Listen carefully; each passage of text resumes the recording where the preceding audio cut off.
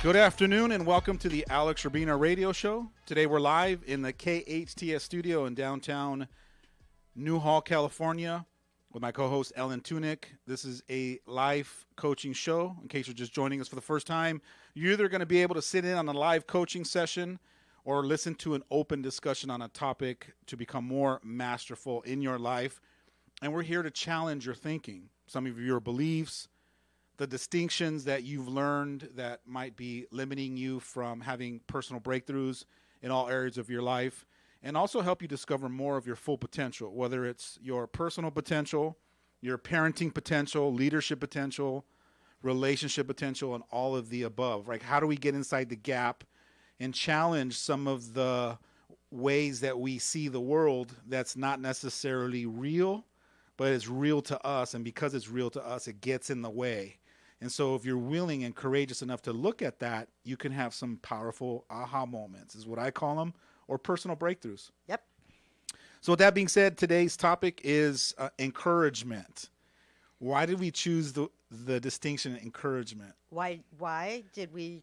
Yeah, why are we Why are we talking about this? encouragement? Because I suck at it. Okay. All right. So let's start with a question. What's the magic question when it comes to encouragement? Like, how do we take your level of being encouraging to the next level? And is probably just dive in and discover some things about it, right? You know, it's a very challenging thing for me. I believe myself to be a positive person. I'm really challenged with encouraging people. All right. So let's talk about the possibility that encouraging people can be an art form. It's not necessarily something that comes natural to human beings. I feel a little bit better. Yeah. It's not like everyone, just because people are encouraging or you look around and see people that are encouraging, some it might just be part of, what they've decided that they want to be in their life. But I want to highlight that whoever has decided that that's how they want to be, they did it with a conscious, intentional commitment to be that way in the world, or show up like that to their kids, or be that way with their spouse. It's a choice that you have to make. It's a decision. Remember last week we were talking about keeping your word or being on time. Yes, commitment. It's your little niche. It's your little thing that you've just decided, like, in my lifetime, if I'm anything, I'm going to be known for this one thing, whether it's on time or you have to purposely commit to it. You have to make a commitment that I want to be encouraging. I want it to be one of the attributes or the characteristics that which I live my life from or out of, so that at the end of my life, when people talk about my legacy, they're going to say, well, he or she was very encouraging, and it might look like it's natural, but I don't necessarily know if it's that natural to many people. It's a learned process, but it's learned because you see value in it. It gives you, a warm feeling knowing that have decided to be that for somebody. The word itself puts a smile on my face, but honestly, I don't know how to do it.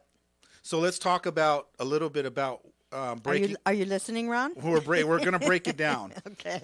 So in order to be encouraging towards someone else, you have to live from this ideology of believing that all people have a certain potential to become extraordinary. You got to see everyone as extraordinary, regardless of the results that you have collected, that they're not. So you have to see people in a higher standard than they see themselves. Oh. So for example, if you look at your kids, and your kids aren't showing certain behaviors that are matching up to the greatness that you see them at, you have to keep stretching that vision of them being great, constantly evolving even before they show up like that. So let's take one of my kids. Let's take my son, for example. Okay. As I'm raising him, I'm constantly creating a greater vision of him. In your mind? In my mind. It's all in my mind. Oh, okay. More respectful, honorable, loving himself, really confident. I'm visualizing this kid, this 7-year-old, 9-year-old, however old he is. I'm creating this image, this vision of him being this extraordinary, powerful, confident, respectful human being that I can be proud of. So I'm visualizing him in all of his greatness. And I believe that he has the potential to be that, even though he doesn't take the trash out or he gets angry and might yell at me or whatever. Regardless of the circumstances or the results, I still have to create this extraordinary vision of his greatness. Okay. Now, when he's not being that greatness, that vision, instead of being reactive and being upset and angry that he's not being that, I get to be the person to remind him that he can be that greatness. Aha. So then I got to speak. Now I got to learn the art of speaking into someone's greatness, even if they're not being it or even if they can't see it. You have to be the one that decides that you can see it first. So encouraging somebody is painting a picture for them that they can be greater than they currently are showing up, or the results that are being manifested that they're less than. Okay. So it's constantly speaking to their greatness. So if I were to decide, we're in a business partnership, and you said, Alex, I need some support, need your help. My job now is to encourage you to be Ellen 9.0, Ellen 10.0. Even though you might see yourself as Ellen 3.0, and you might make choices from Ellen 3.0, and you might be beating yourself up and judging yourself at Ellen 3.0, I'm always going to be speaking to Ellen 10.0. And I'm always going to be reminding you that you're Ellen 10.0. And I'm going to be speaking into that. And the more that I speak into that, you start to go, oh, wow. Yeah, I kind of like this person that you keep speaking about. I kind of like this. You keep talking about me being this great person. What happens is eventually you're going to start to want to become Ellen 10.0. And it looks like I'm encouraging you, but all I'm really doing is speaking about this greater version that I can see or I can believe in or I can trust that you have the potential to be that. What are you hearing me say? I am hearing, well, there's a lot of things I'm hearing you say, and obviously I'm taking it in and making it personal. So what I'm hearing you say is you have to make a commitment to seeing the greatness in somebody, no matter what all the underlying BS is going on. I get reactive to the BS. Yes. You get tagged. I get tagged. You get annoyed. It's like, what the heck? You get upset. You get angry. Did you really just say that? Right. So because you focus on who they're being or who's showing up in the moment and you get reactive to it, yes, you cannot be freed up to be encouraging.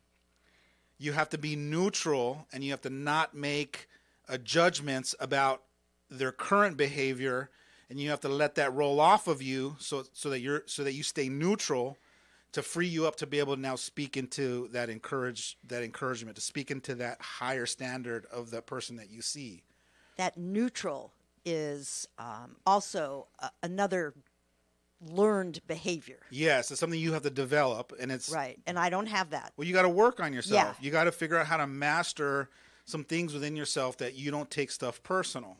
So let's use me as an example as a coach. How encouraging do you think I would be if every time you came and you weren't taking the coaching or you weren't showing up the way that I see you, and I'm reactive to that and I'm projecting that frustration onto me? Yeah. How effective am I going to be at encouraging you as a coach? Not very. No, because you're going to I'm going to pick that up. You're going to take on the burden of all of my negativity, and then it's going to just validate one more time that you're not good enough, and it's going to play into all your dysfunctions. Right. So my job is to be totally unattached to the way that you're showing up, be neutral, not take it personal, so that it frees me up from neutrality to go, hey, all right, you made a mistake.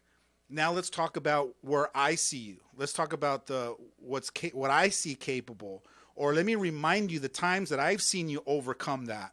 Or let me remind you of all the things that I've watched you be like that with other people. If you can be like that with other people, why can't you be that with your spouse, with your son, with your daughter? You know what I'm saying? Yeah. So my job sometimes is to... Or even with myself. Yeah. And so my job is to remind you of who you can be, who I visualize you to be, or even I can be there to remind you of the person that you told me you wanted to be. That's big. Right? Yeah. So encouragement, if we're going to break it down, is somebody who can be freed up to speak into the greatness of someone so that they can find those words and be inspired by it, to be encouraged to become that future Ellen 10.0. Because I know, being very honest with myself, I get very caught up and plugged into the things that people are saying at the moment. That's right. We call that reactive. Yeah. You cannot be encouraging if you have one reactive bone in your body. I'm full of reactive So you bones have to, in my body. So the starting point for you is figuring out how to master the art form of not taking things personal, not getting tagged is what I call it, right. not resisting, not judging in that moment. Now, it doesn't mean that you can observe, take note of right. it, put it on the shelf, but in that present moment, you can't get tagged and react to it, because if you react to it, your reaction to it becomes the subject that right. we're talking about. And the conversation's over. Yeah. Like, I can't encourage you from being reactive to what you're not right. doing. But if I'm neutral and what you're not doing is not serving you, and I'm not projecting my frustration or my,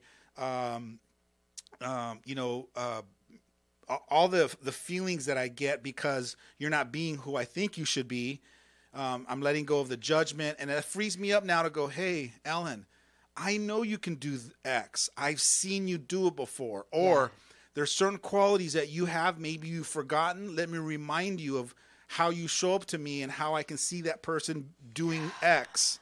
And then you go, oh my God, I forgot. Because we forget how amazing we are. Well, I know that I fall into this trap that when I hear certain things and I get tagged and I react from I want you to be this. But really what I need to understand is not I want you to be this, but I know what you can be. Mm-hmm. And I get real stuck there. And that's a reminder to that person. I know you could be this. You got to be careful not to say, I want you to become that, because then it becomes about you and you trying to make them be that. Correct. And then that's where and then they go, wait a minute. Yeah, so this is my life, not yours. Yeah, is this about you making me become that so you feel better about yourself? Well, it came up yesterday as I was talking to my granddaughter, and she was, going through a whole bunch of things, and I felt myself being tagged with what are you talking about? You need to do this, and I actually, and I said something, and she reacted to it, and she literally said, "Why would you say that?" And that's when I realized, okay, I don't want to be in this conversation. I don't want to show up like this. So I literally just checked myself and asked her, I said, okay, honey, I said, just explain to me how you're feeling about it. But she caught me, and she made me very aware of how I was responding. Yeah. Now, what would it look like if when she shared that with you, it wasn't a you should be, why aren't you? Yeah, and don't think like that. You should be thinking like this. Yeah. Now, if we can get ourselves out of that little bucket called you should be, why aren't you? Let's get ourselves out of that. And let's get into the bucket called possibility. And now let's go, what would it look like, honey, if you were able to do X?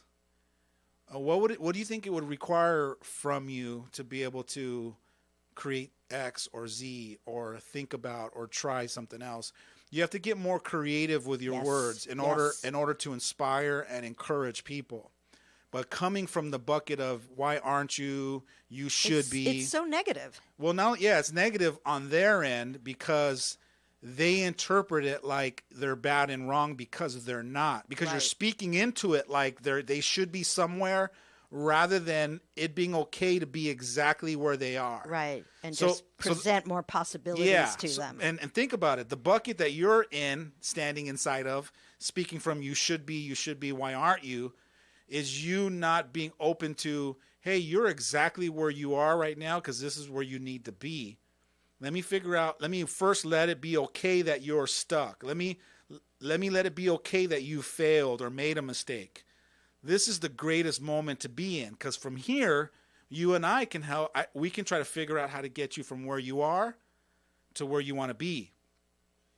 But if you're not okay with them being where they are, then you're going to remind them that they shouldn't be there. Why are they? They're better than that. Now you're just kind of speaking down to them, like reminding them that where they are is not a good place to be. Rather than it's okay to be where you are. This is where great breakthroughs happen. This is going to be your finest moment. Do you ever remember what's the movie where we went to Mars? Not Mars. Went to the movie where he says, "I believe this is going to be our finest moment." Oh yeah. Where's our movie buff? Checked out. Anyways, so in the movie where we send the man to the moon, and it's Apollo. It's Apollo 13. Okay. So the space shuttle doesn't have enough energy to get back. Right. And so the whole team is like, oh my God, this is going to be a catastrophe. This is going to be the worst moment in history. And he looks at them and he goes, I believe this is going to be our finest moment. Meaning that he was right. It means that he was up for. He saw that where we were at in that moment of not knowing how to find the solution to get him back was going to be our greatest challenge. But he believed that we were going to overcome that challenge, and there was no doubt in his mind that he wasn't going to be able to figure out with his team to bring the people back. So in that moment, when you're in a breakdown, or when you failed, or when you hit rock bottom, you can either see it as the worst day of your life, right, or you can see it as the greatest day of your life, because from here, I get to learn something. I get to reevaluate what didn't work.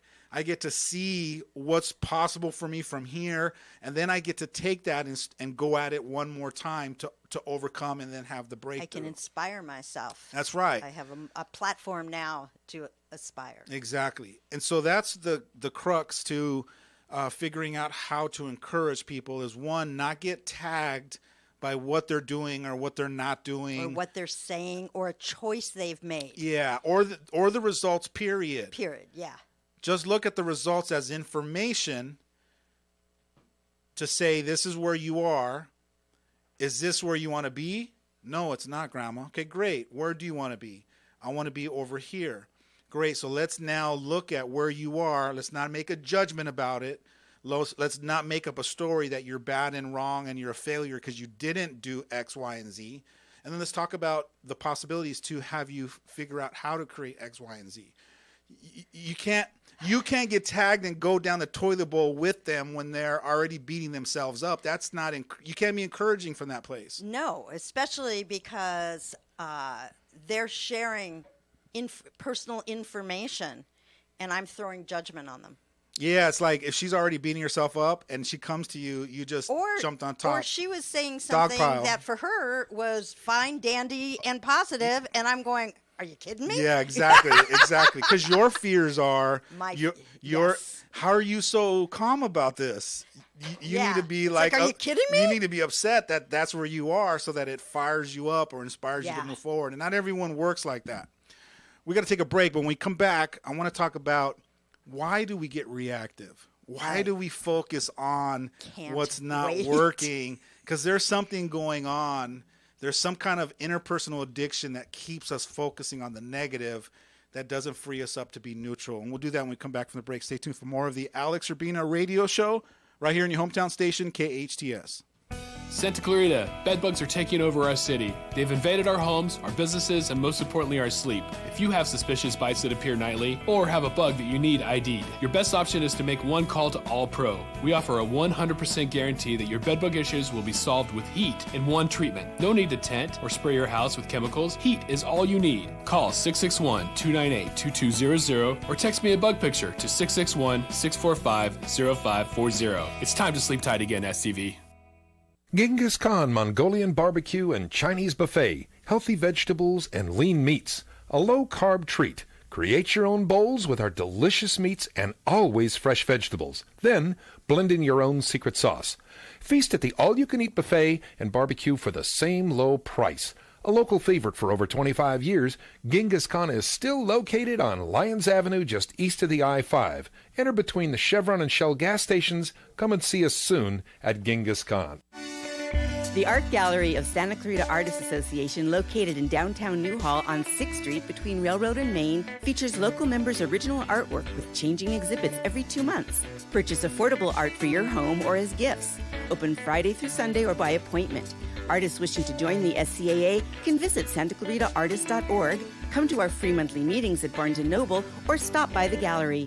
For upcoming shows, check us out at santaclaritaartist.org. We make visual art visible. Hometown, your hometown station.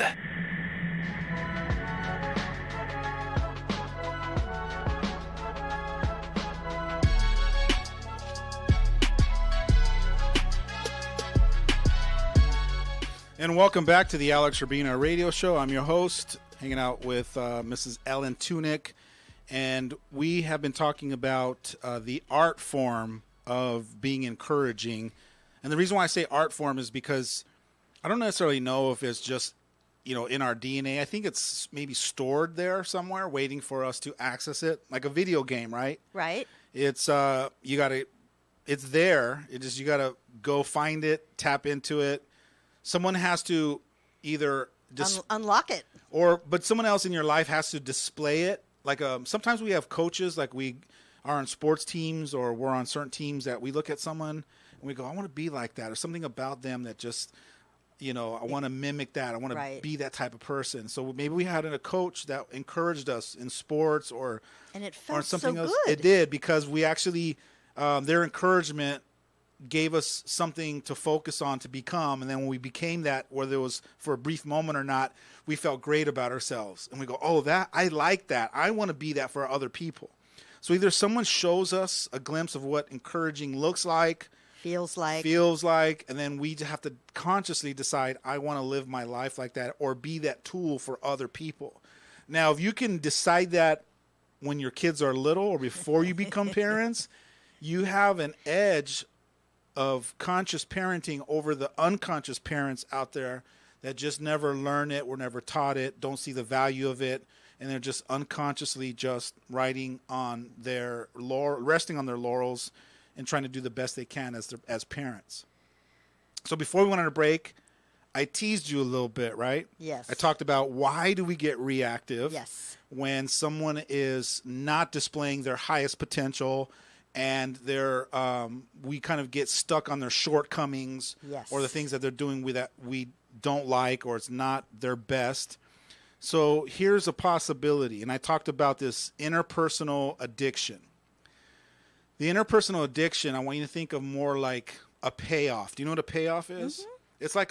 It's like a little goodie that I get, right? Yeah. It's like a little prize at the bottom of the Cracker Jack box for staying focused and reactive on the things that you're not doing that's beneficial to you. So as a parent, your son or daughter's doing something, whether they're talking back, and all of a sudden I get reactive to them talking back, and I start going into a tangent about, you shouldn't be doing this, and when I was a kid, I never did this to my parent, right? And I just go on this tangent about being in resistance to the things that I don't like.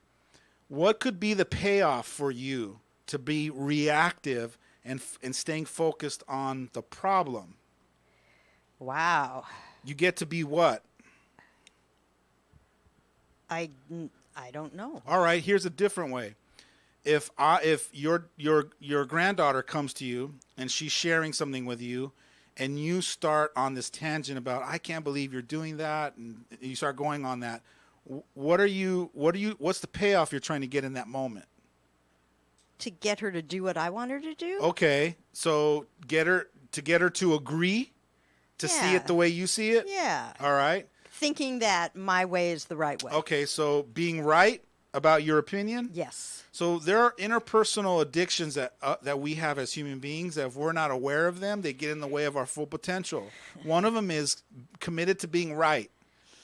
Some of them are being in control, Yes. being the expert, Yes. pointing out other people's faults. Check. Right. Check. Check. So you have these interpersonal addictions that you're unaware of, and they come in those moments, and you don't realize how when they come in those moments, unconsciously they could be cutting down and slicing down the efforts and the beliefs that people have, especially the people that we love the most. So here's your granddaughter, maybe proud that she gave her best effort, even though the result wasn't what she had desired, and she's sharing that with you. And instead of hearing, "Oh my God, I'm so proud of you. This is a great moment for you to figure out how now what you don't do." Sometimes you got to learn what you don't do to figure out what you need to do. Right. And you didn't see it as a teachable moment and a moment to celebrate. You started in reactive to pointing out the stuff that she wasn't doing. And what I'm right. thinking right now is, as you're talking and I'm thinking about the conversation, was I got scared for her. So now your fears came up. Yes. This is how sometimes we project our own fear into the conversation. And when we project our own fear into the conversation, that projection now spills onto them. Yes. And then they interpret a certain way. So let's talk about the possible interpretations that she could have made in that moment as you started to project your fears onto that conversation. Well, I'm sure that What stories could she have made up when you went on that tangent? that I'm not doing something right. My decision making isn't good. I'm going to fail. Now, did you necessarily say that to her? No, No. I didn't have to. No, you don't have to. And that's the point I want to make is sometimes when we speak, people don't hear us. Well, how would they know what my intent was? They don't. They listen to the tone. So Right. your fear, okay, so when you start talking to her, there's a little bit of fear in the tone, correct? I'm sure there was. All right. That fear, she doesn't know how to go, "Oh, my grandma's afraid right now," so she's projecting her fear onto me. That's got nothing to do with me. She's not that enlightened. She's not capable. She's not that enlightened. She's not going to be able to frame it like that. So what happens is most human beings, they take your fear in that tone, and that tone says a different message. And that tone validates the limiting belief that they already have about themselves. So if I have a limiting belief that I'm not smart enough and I'm not capable, and I come to my grandma and go, "Oh my God, Grandma, I did it again. I didn't, do what I said I was going to do, or I didn't get that test." And you start in with your fear, I hear the tone of the fear validating. See, one more time, I'm not smart enough. I can't think for myself. I am not capable of doing it. So All the things that I don't want. all the things to that you do. don't want to do, but you're not aware that that's the process that which people validate their own fear, their own insecurities, is through you projecting your own fear. She's not even probably listening to the words. There's a feeling. It's the tone. Yeah, It's which creates the feeling. Yeah. So now let's take this into your relationship with your husband. If there's something that he does that might be a pet peeve, and then your fear comes up. Let's say my fear is that you're never going to shake this, or my fear is that you're going to do this and it's going to embarrass me, or whatever your fear, whatever your fear is. And then you go, "Oh my God," and you say his name, and then you start on him. He's now hearing the tone, and what you're doing is you're validating the insecurities he already has about himself. You're not helping him. You're validating something that's negative in him. You're just reinforcing that. Correct. So being neutral about however they're showing up helps free you up to go into now speak into someone's greatness. "Hey, honey, I know that you gave it your best, and I'm so proud of you. However, there's a few things that if we, maybe I can throw out some ideas to help you unstick yourself or help motivate you. Yeah, Grandma, I would love that. Now she's hearing you with different ears. Yeah. Because you didn't bring that fearful tone in. You didn't bring the judgment in. You were totally neutral. So the tone is more encouraging. It shows up encouraging. It shows up more, it shows up positive, excited. Yeah. It lets her know that she's not bad and wrong because she didn't hit the mark or get the result that she wanted. Well, what this is all about was that she decided to accelerate her high school career and go to an alternative school so that she could finish early because she did not feel that her current high school was availing her of an educational process that worked for her. And although I applaud her desire to move forward, in my head, and I'm excited for her because she is excited. It's a whole different way of learning. Did you start off with, I'm so excited for you? Of course not.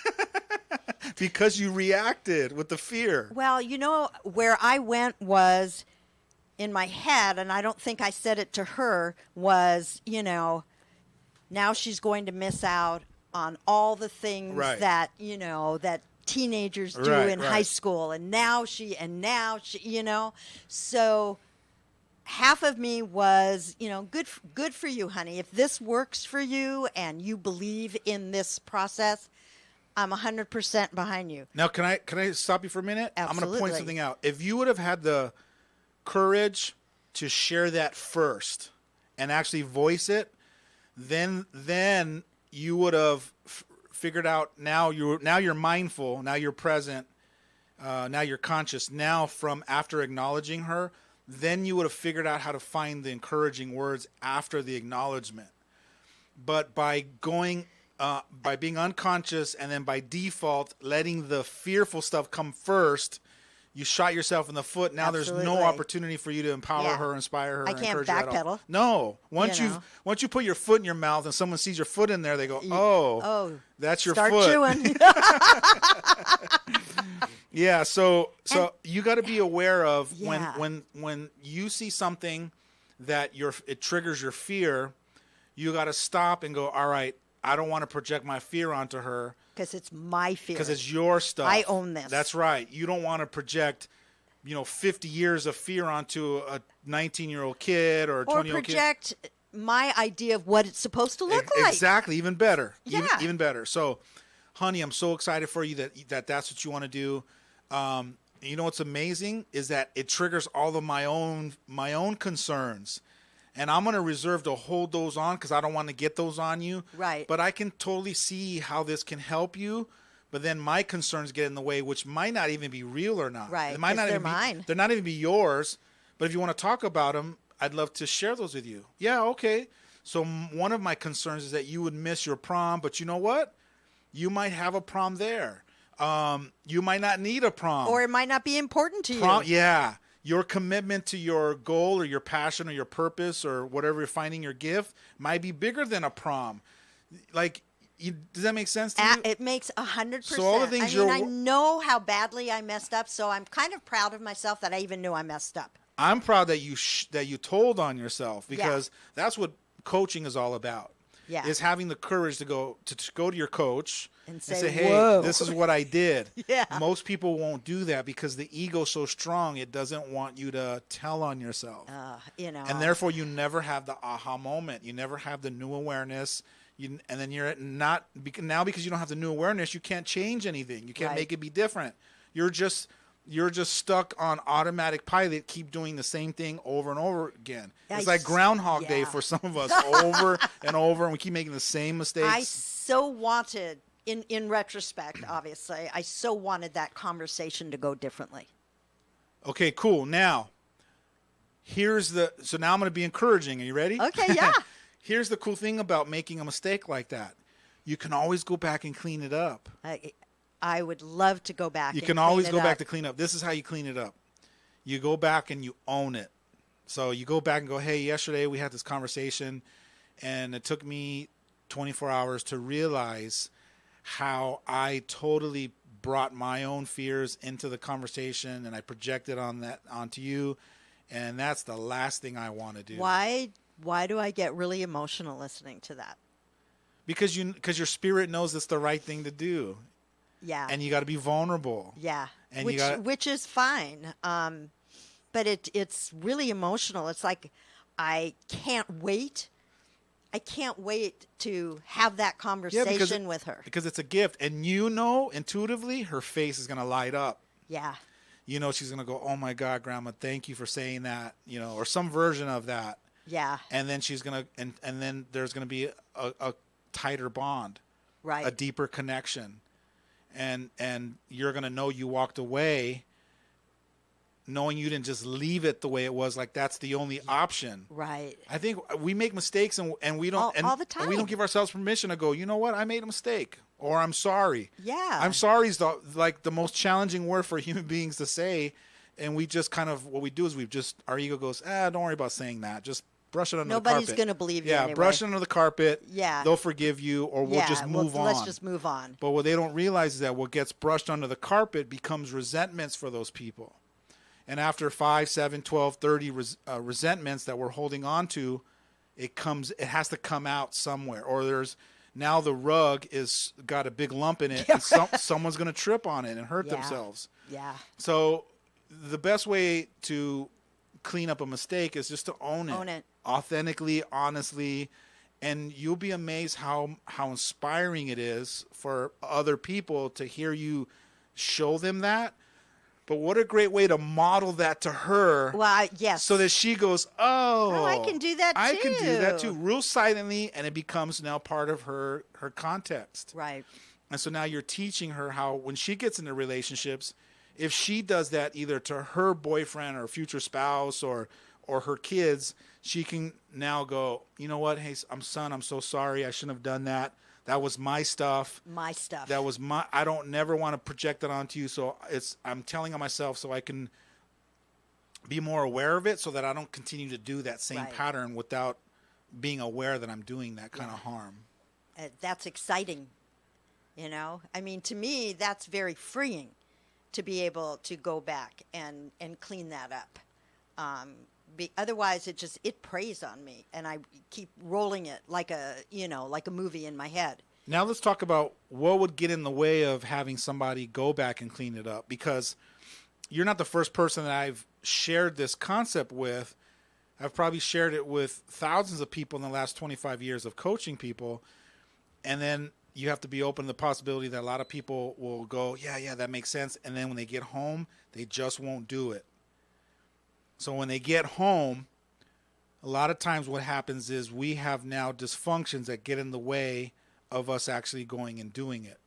For one, the ego will get in the way, because it made sense when you were in front of your coach and you got the clarity.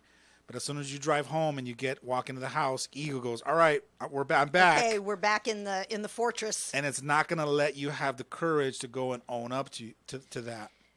And here's why. We're going to label that.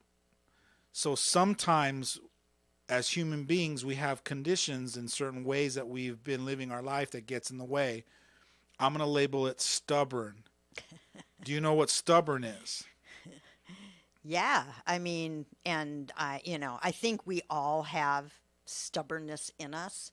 It's not being able to move off your own idea, your own stuff. Yeah, of being right. Of being right. You think you're right. Yeah. So you get stubborn and you go, I'm not moving off of being right. I'm positioned.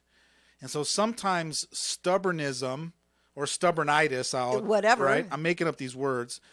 But that condition gets in the way of having me go sit down to this little girl who I might have unconsciously just dumped my stuff onto, to go and clean it up and give her this gift.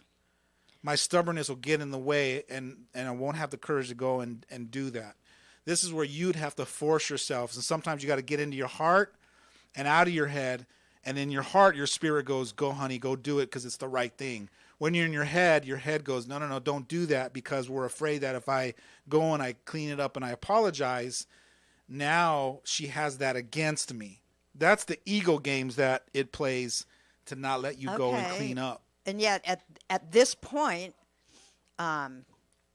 it feels very exciting to me to have that moment with her. At this point, I can't see myself walking backwards and saying, eh.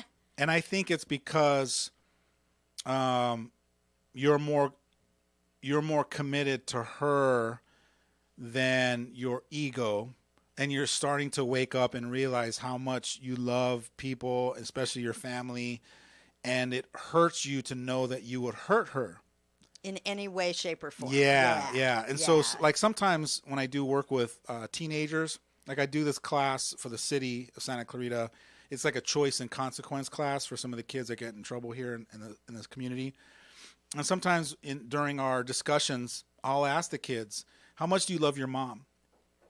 And undoubtedly, 9.9% out of the 10 will say, I love my mom. Yeah. And then I ask them, if somebody were to be hurting your mom, what would you do? And they go, I would stand up and fight that person to the death to protect my mom. And then I say to them, have you ever thought that you might be hurting your mom and abusing your mom without knowing it?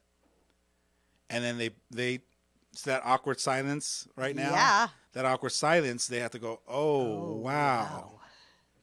So sometimes we can unconsciously be causing pain and abusing people that we love the most, not intentionally, right? Of course not. Because we reserve the word abuse as like, I'm doing this with intention and purposely. But sometimes we can be the abuser. Right. Unconsciously. Unconsciously, because we haven't mastered our own insecurities, my own fears, my own doubts. And I don't know how to compartmentalize it in a way or frame it in a way that it doesn't spill into my parenting and I don't project it onto my kids. As parents, we're doing it all day long. We're taking our own frustrations of ourselves, of our own results, and then when our kid, God forbid, goes, hey, Dad, can I do this? And not right now. Just the tone is like, they cringe, they go back to their little hole they crawled out of. Right. And they didn't hear not right now. Yeah. They heard I'm not good enough. My dad doesn't care. And they start validating the limiting beliefs that they've created. And you just gave now validation that those limiting beliefs about them are true. They're true. And they're not. No. So this is how mindful parenting and conscious parenting is important for us, because we don't realize some of the damage that we're doing. Again, not purposefully, but it's just part of the way that it's unfolding process. Because other people have the ability to interpret their own reality. And it's just that they got their ego in there going, see, I told you, kid, he doesn't love you. He doesn't care about you. He doesn't have time for you. Meanwhile, the dad absolutely loves that kid and would give up their life. But in that moment, they're frustrated and they don't see how it could be potentially damaging to their kid. Yeah. Now imagine moments and moments and moments of weeks and months and years of you doing that unconscious parenting and projecting that onto your kid. No wonder why at 15 or 16 they're smoking weed, doing drugs, and they got risky behavior and behaviors that are sabotaging them because they think that they're less than. Right. Growing up in your home. You got to remember, when our kids were given to us and they were born to us, they were born with a clean slate. Yeah. They actually, that limiting belief system came from some of growing up in your home and then deciding what is and what isn't. We're going to take a quick break. When we come back, we're going to wrap up the show. Stay tuned for more of the Alex Urbina radio show right here in your hometown station, KHTS. Coming to the Canyon, Santa Clarita, Big Bad Voodoo Daddy, War, the Magpie Salute featuring members of the Black Crowes, Rita Coolidge, Gordon Lightfoot, English Beat, backed by popular demand, Vince Neil of Motley Crue, performing all the Motley Crue hits, Buck Cherry, Metalachi, Blue Oyster Cult, the Marshall Tucker Band, the Smithereens with special guest Marshall Crenshaw, Wilson Phillips, the Spinners, Menopause the Musical, and much more. Plus country nights on Thursdays, Sunday brunch in the lobby bar beginning at 12 noon. And remember, the Canyon is the perfect place to host parties and special events. So book yours today. The Canyon, Santa Clarita, where music meets the soul. Tickets available through Ticketmaster.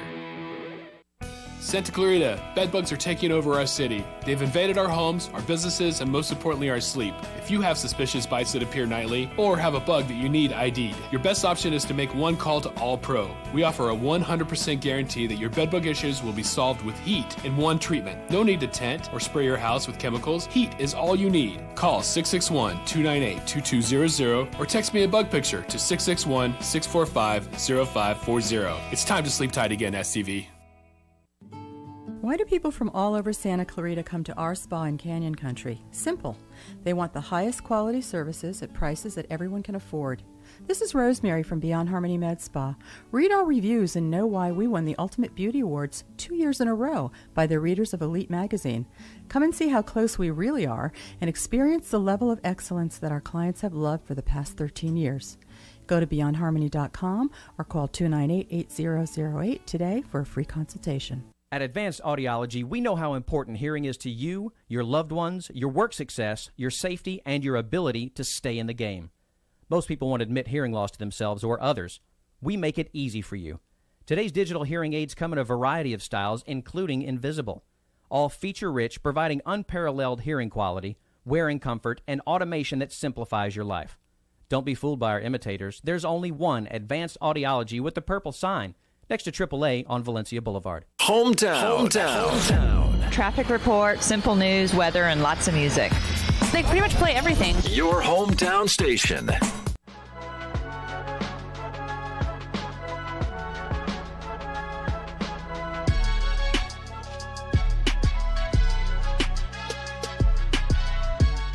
And welcome back to the Alex Urbina radio show. Today we're talking about encouragement and what a gift it is, and that it's an art form that you have to consciously, intentionally make a commitment to learn and practice how to be encouraging. It just doesn't happen naturally for everybody. And those that are, they just, when they were younger, they just decided, I like that. I want to be that for people. It's the same thing. They just decided at a different point, probably not even aware that they did decide that. But for most of us, it just doesn't come naturally. I know for me it didn't. It came out of falling upon a group of people that I decided to be a part of. It was a leadership program, and then I got myself a coach. It was a mentor that, as she started to encourage me and speak into my greatness, I realized that I wanted to be around her more. Because it feels so good. It was unlike anything I've ever heard before. It wasn't like my parents, encouraged me or disencouraged me.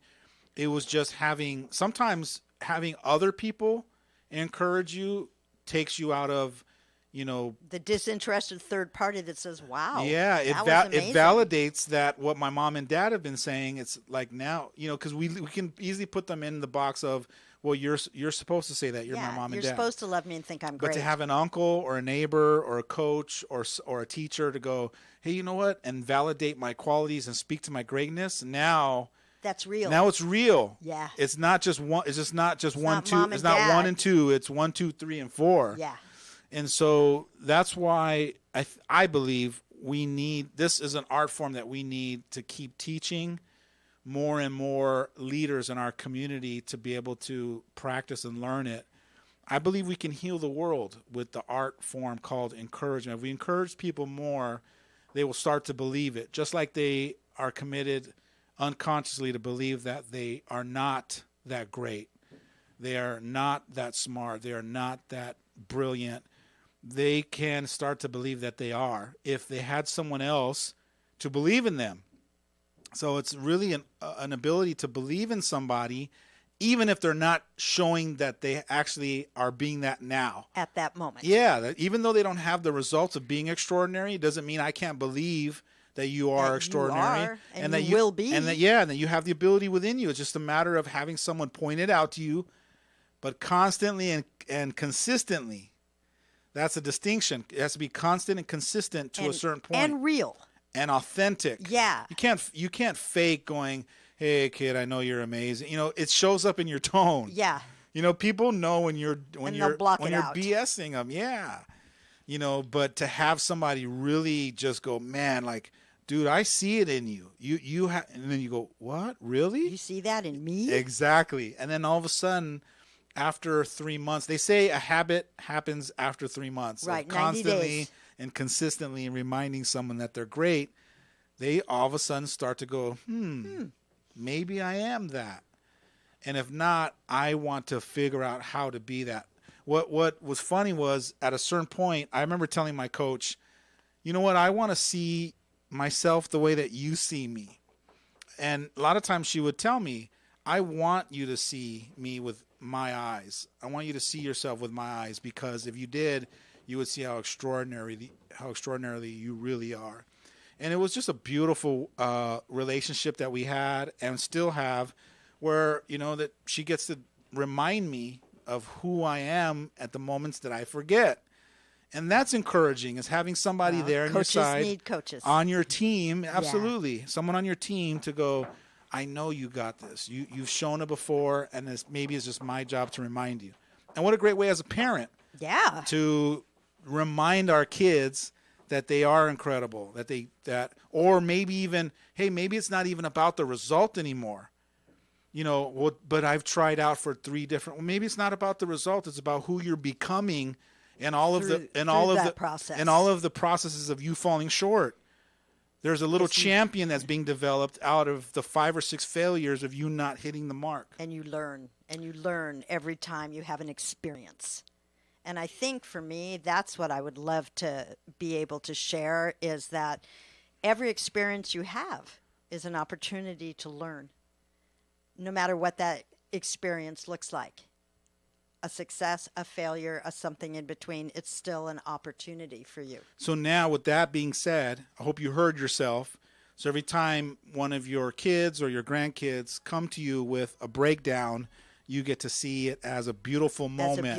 And speak into it like that, so that you can validate how great they truly are. Thanks for hanging out with me today. I appreciate you. That's all the time we have. Good news is we're here live every Friday at noon.